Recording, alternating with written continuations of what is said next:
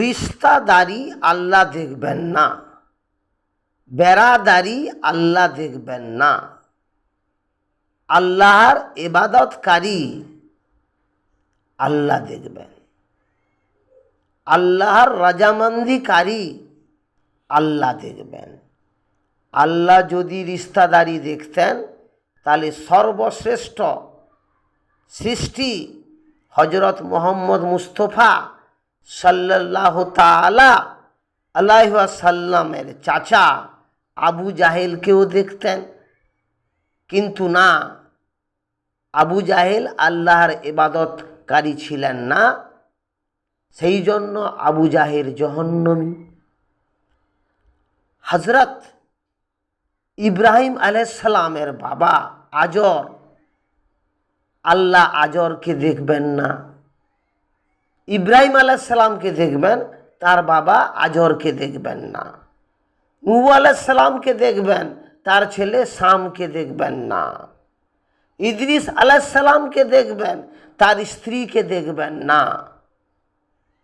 মুসা নবীকে দেখবেন, তার ভাই কারুনকে দেখবেন না, তার আরেক ভাই হারুনকে দেখবেন। কেন? যাদের দেখবেন, যাদের দয়া করবেন, যাদের জান্নাতে প্রবেশ করাবেন, তারা আল্লাহর ইবাদতকারী।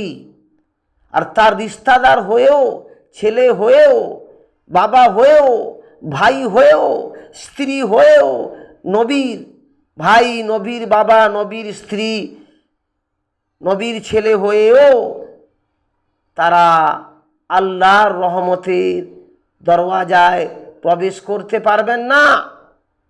তাহারা আল্লাহর জাহান্নামের দরজা দিয়ে ঢুকবেন, জাহান্নামে যাবেন।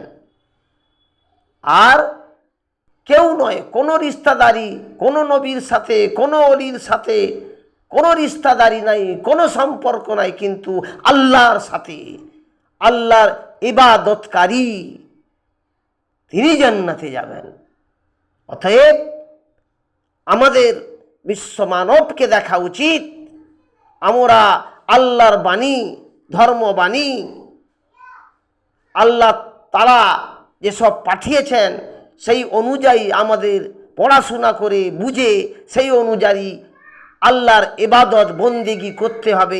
ইনশাআল্লাহ আল্লাহর কাছে আমরা পবিত্র হব, ইনশাআল্লাহ আল্লাহর কাছে আমরা শান্তি পাব, আল্লাহর তরফ থেকে আমরা শান্তি পাব।